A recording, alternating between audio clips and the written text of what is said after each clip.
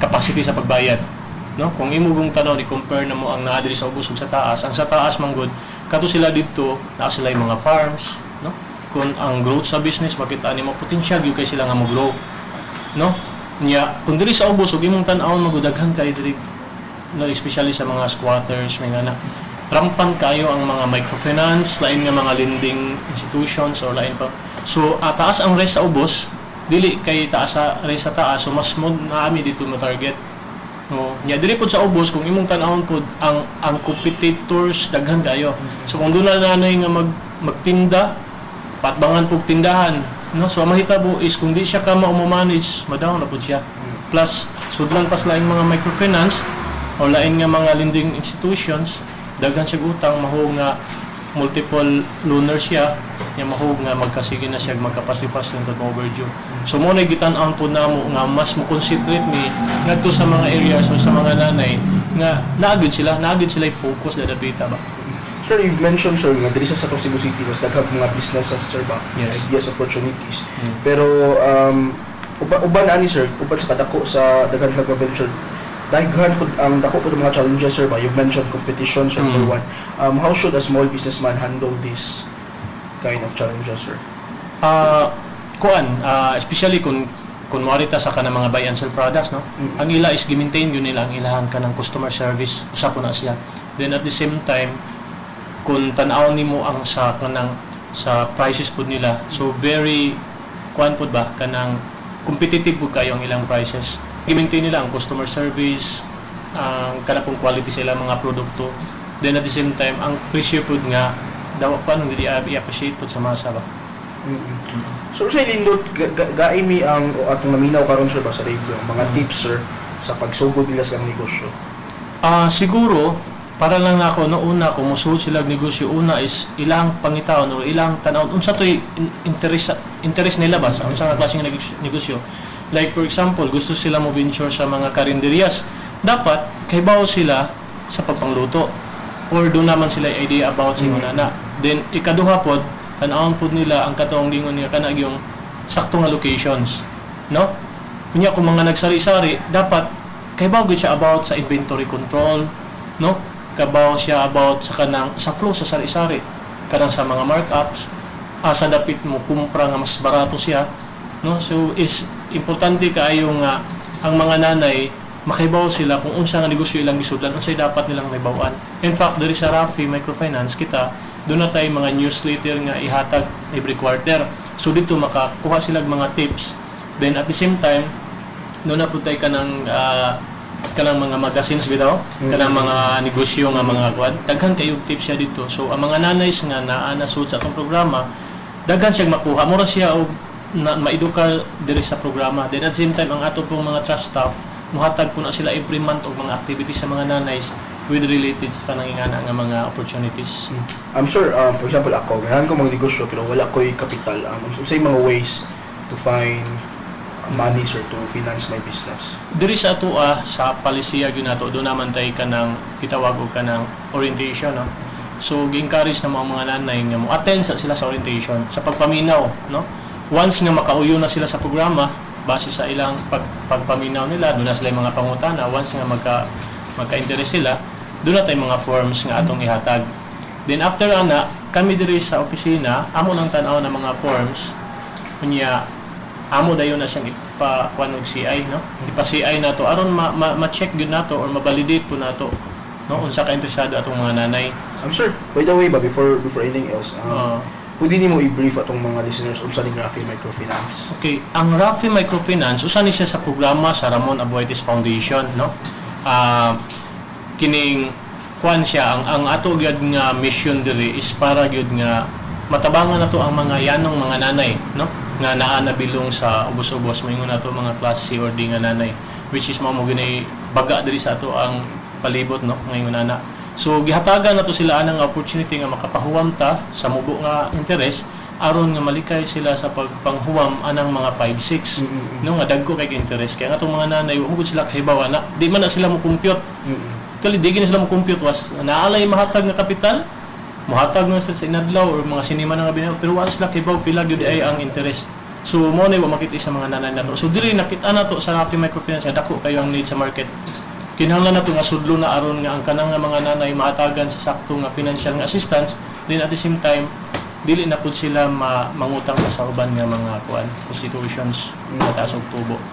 So going back atong capital, sir, atong pagpangita og capital, you will you suggest nga dili ta mosuda ang mga dagko nga interest nga kuan? Of course, oo.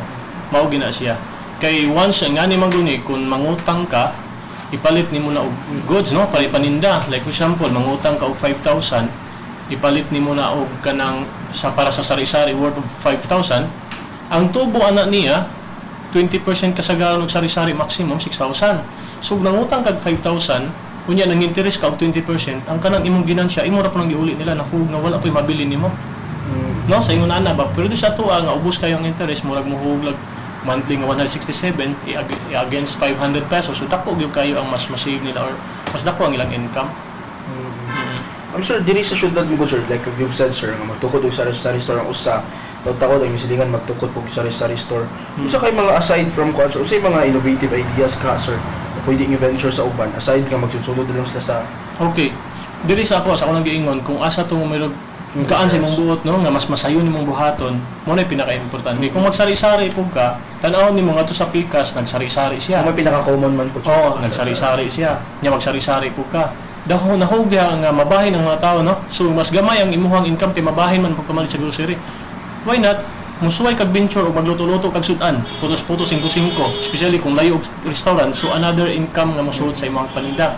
Or during ting paniud to, magluto kag sudan, inig paniha ka ng ting hapon bitaw, ting snacks, magluto sila og barbecue. No, another income na pod. Ug ari na sa gabi magluto siya ka ng mga butsi, mga dugo nga tagdus-dus, so another na pud sa income or kanang duna bay mga tempura. Actually sa sari-sari, ang nakanindot sa sari-sari karon is daghan kayong opportunities nga pwede mo isod. No, ang ubang mga nanay was lucky ba nga pwede nila sa pasudlang vegetables. No? Pwede sila maninda og mga isda, mga karne at ubangan silang sari-sari nga gamay. No? So kana maka-create na siya. Okay, mga igsoon, mo to ato ang pakiginabi ni Sir Dominic Sincio, no, ang kasamtangang Cebu City Branch Manager. Diin gisgutan niya ang mga pamaagi, no, unsaon na to pag-angkon sa kanegosyo, no. In fact nagisgot siya sari-sari nga kinahangla kung magsari-sari ka kinahanglan gyud mga inventaryo, no, importante kayo. Usahay magsari-sari ta mo inato na lang. No, so kinahanglan importante kayo. Still remember, no, one time nga nag-invite sad mi dinhi ingon sa kinahanglan planuhon sa daan ang imong yung negosyo, no. So sa imong tuba na imong giplano daan, apil na sa plano daan ang asa ka dapita, asa ka mamalit, asa ka mobaligya para naiginansya. Para naiginansya. So usa ra gusto mong ani para gyud makaginansya. Okay, now mabalik ko sa akong pangutana, no, gamay na lang gyud atong panahon kanang gikan ninyo unsa may inyohang ikasulti o ikasugyot, no, labi ni katong mga nanay nga gusto pang magpasakop, unsa may inyohang ikatambag nila. Ikaw akong nahon, Ma'am Juliet, katong mga buot pang magpasakop sa Rafi Microfinance nga mga nanay. Katong magpasakop sila bagong membro. Kung ganahan sila magpasakop ba unsa inyong ikasulti, ikatambag? Ikaw na lang na. Okay, ikaw, Ma'am Salvacion. Kami nga na membro na kung kamo gusto mo magpasako pareha na mo ang amo arag yun ika-share ninyo mas amo ang pagka-membro sa Rafi Microfinance kontento mi kay murag nakuha ginamo ang kinatibukan nga tema sa unsay gusto nga ipaabot sa Rafi Microfinance ngadto sa mga tagsa-tagsa ka pamilya nga naglisod sa panginabuhi. So dugang hatag nilang puhunan gawas pagyud pautang pinagis pautang kanang mga health o kanang life insurance na siya atong ma-avail niya. Dugang kahibaw niya, dugang kalambuan dili lang sa pamilya ngadto sa komunidad. Wala sa uban. So muna makuha nila kung magpamembro sila. Oo, muna ilang makuha. Alright. Daghang kay salamat, Ma'am Salvacion. Ikaw, Ma'am Leonides, kung sa may imong ika-sulti ngadto sa mga nanay nga buot pang magpasakop. Ang ako'y kasulti nila nga mga nanay nga gustong mapasakop sa Rafi Microfinance nga gamay rag tubo. Unya daghan kay tag apilan nga kalihukan nga disiplina tong kaugalingon. Nya ikaduha pod malingaw kay ta sa negosyo ginagmay. Na atay magamit sa panginahanglan adlaw-adlaw. Og mao ra na akong ikasulti sa pag dapit sa mga nanay kay maayo kayo ang naa na dinhi nga nasakop sa Rafi Microfinance kay gamay ra ang tubo. O matigom na dako-dako gid ang ginansya. Alright. Salamat kayo, Ma'am Leonides. Yes, Ma'am Juliet, Ma'am, pwede nimong dasigon sila o imbitaron nimo sila sa inyong gipahigayon karon nga General Assembly sa Mandawi City. Yes, Ma'am. Invite them. Hinaot ko nga mga tumo sa amuang General Assembly na sa Mandawi Sports Complex. So, Ma'am, daghang kayong salamat sa inyong pakiguban nato karong buntaga. Thank you kayo, Ma'am Salvacion, Ma'am Juliet ug Ma'am Leonides sa inyong pagpaambit sa inyong oras, no? So, mautos si Ma'am Leonides Cueme gikan sa Argao branch, o niya si Ma'am Juliet Armisin ug si Ma'am Salvacion Isiao nga gikan sa Tuburan. Sorry, Apalan Tuburan, no? Nga sakop sila sa Balamban branch. So, kana, no? Sa dili pa ta mo human, ako lang ipasupot kining pipila ka mga importanteng announcement, no? Ang kining atong episodes, no, sa pagtuki, ma-avail na to or available na siya online. Simply log on lang sa www.rafi.org.ph so inyong mabati ang ato ang mga podcast, no, sa mga nangaging mga episodes. Unya, ang ikaunom nga Rafi Triennial Awards bukas na.